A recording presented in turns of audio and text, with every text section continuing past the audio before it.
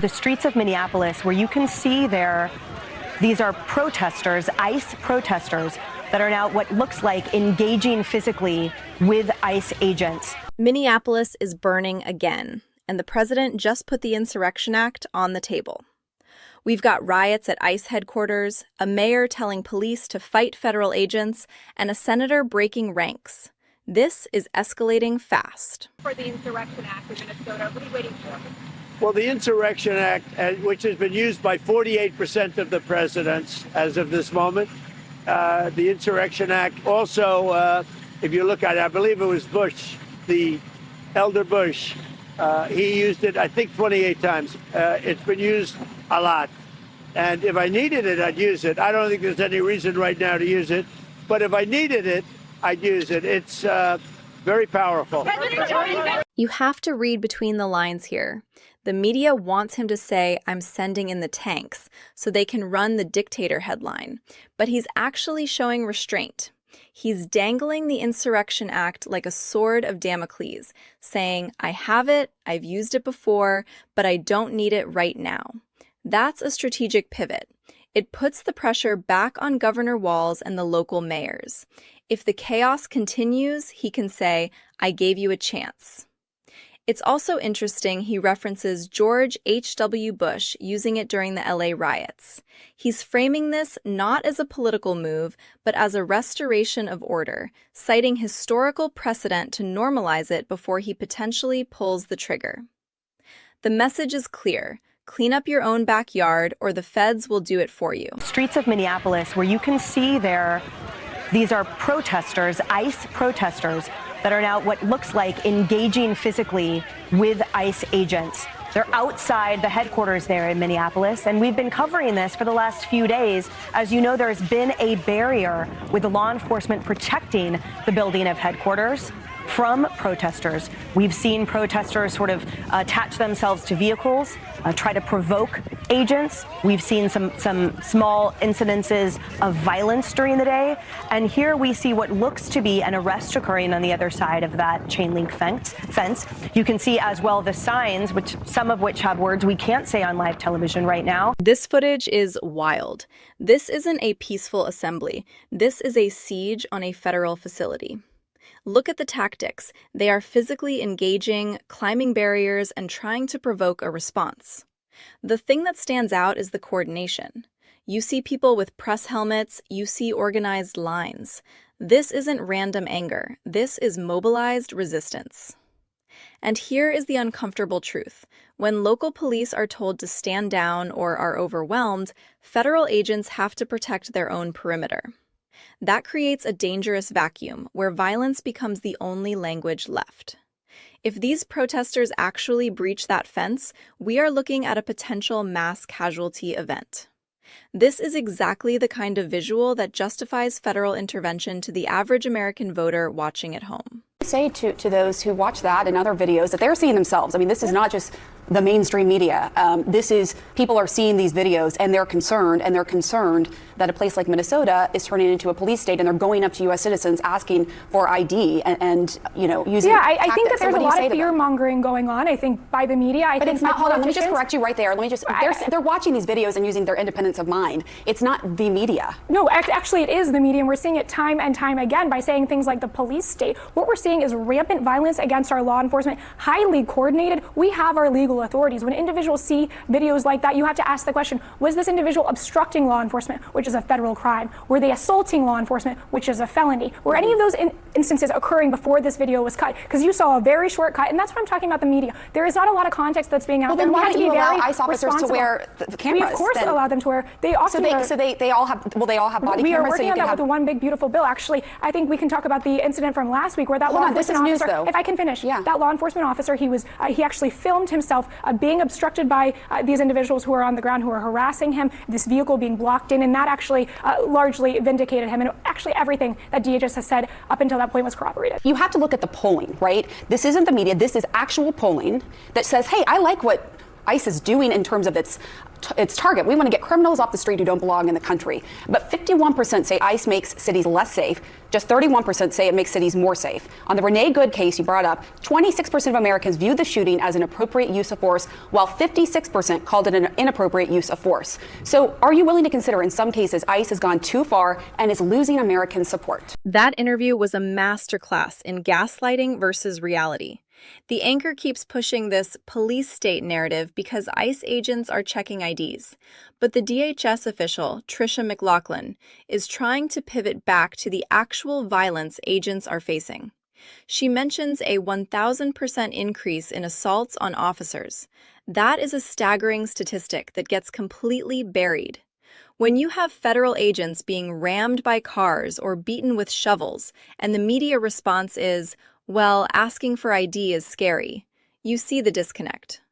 McLaughlin is right to point out that obstructing a federal officer is a felony. We've normalized resisting arrest to the point where people think it's a valid form of protest, rather than a crime that carries serious prison time. The media is creating a permission structure for this chaos by refusing to cover the criminality. And we're in a position right now where we have residents that are asking the very limited number of police officers that we have to fight ICE agents on the street, to stand by their neighbors.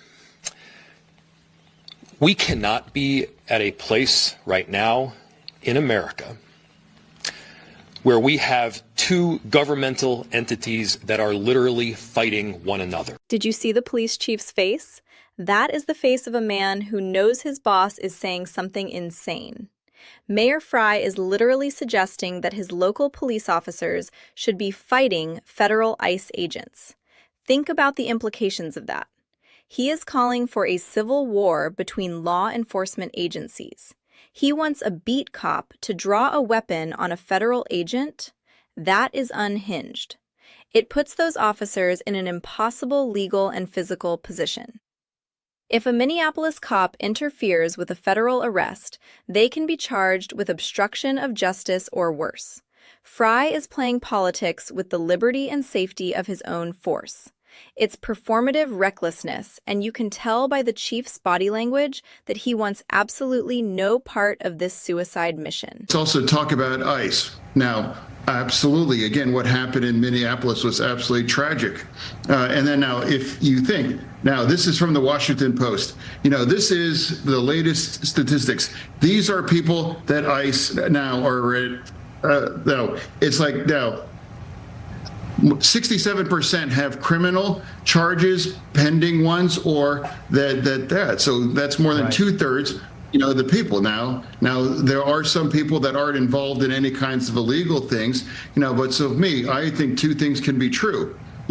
Round up all the criminals, deport them. They shouldn't have ever been here, and they definitely have to go. And now I don't want to see more and more things happening in Minneapolis now too. So two things must be true, and I strongly reject the extreme on either side, about this now. So we must be true. And I watched you earlier in your show. You just pointed out President Obama deported, millions of people, and there wasn't having the same kind of outrage here, here is from Democrats. John Fetterman continues to be the biggest surprise in the Democratic Party.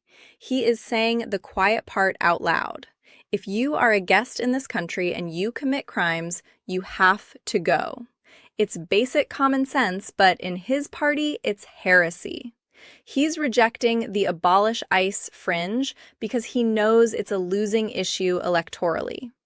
When he says two things can be true, that the shooting was tragic but criminals must be deported, he represents the 70% of Americans in the middle who are tired of the chaos. He's basically giving the Democrats a roadmap to sanity, but I doubt they'll take it.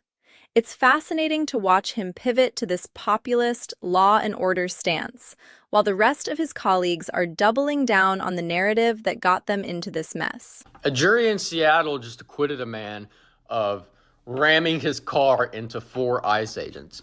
They looked at the mountain of evidence against him, which included neighbor's ring cam, eyewitness testimony from officers, bystanders on the street, the helicopter circling. They looked at the mountain of evidence against this guy, and they acquitted him within like 5 minutes. If you live in Western Washington, you just got a green light to go beat the fuck out of ICE agents until you run those stupid fucks out of your community, because there's not a single jury in your state that's going to convict you. This is terrifying. We aren't just talking about protests anymore. We are talking about the breakdown of the judicial system. If a jury in Seattle is acquitting people who ram federal agents with cars despite video evidence, we have entered a phase of jury nullification based on politics.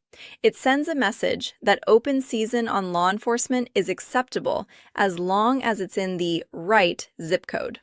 This guy in the video is celebrating it, calling it a green light to attack agents. This is how you get vigilantism.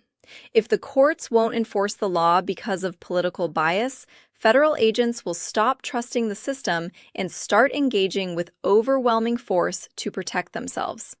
It's a downward spiral that ends in tragedy, and celebrating it on TikTok just shows how lost some of these people are. People get offended and try to say I'm too black, but the reality is that y'all never let the fact that I am black go. So I'm going to be clear about one thing. I know my good black history, but this looks like modern day slave patrols. And they have been sanctioned by this Supreme Court. What does that do? And here comes the hyperbole. Calling ICE modern-day slave patrols is historically illiterate and deeply offensive. But it's designed to do one thing: inflame racial tension. By equating immigration enforcement with slavery, she is trying to make it morally impossible to support border security. It's an emotional weapon. But look at the reality. ICE deports people of all races and nationalities who break the law. The victims of the crimes committed by illegal aliens are often from minority communities themselves. This kind of rhetoric is why we can't have a serious conversation. You can't debate policy when one side is screaming slavery. It shuts down thought, increases polarization, and frankly, it insults the intelligence of the voters she claims to represent. We are watching a constitutional crisis unfold in real time. If mayors are ordering police to fight the feds and juries are letting attackers walk free, the Insurrection Act might not just be a threat, it might be inevitable. Let me know in the comments, is Trump right to threaten military force, or is he going too far? Don't forget to like and subscribe for more updates.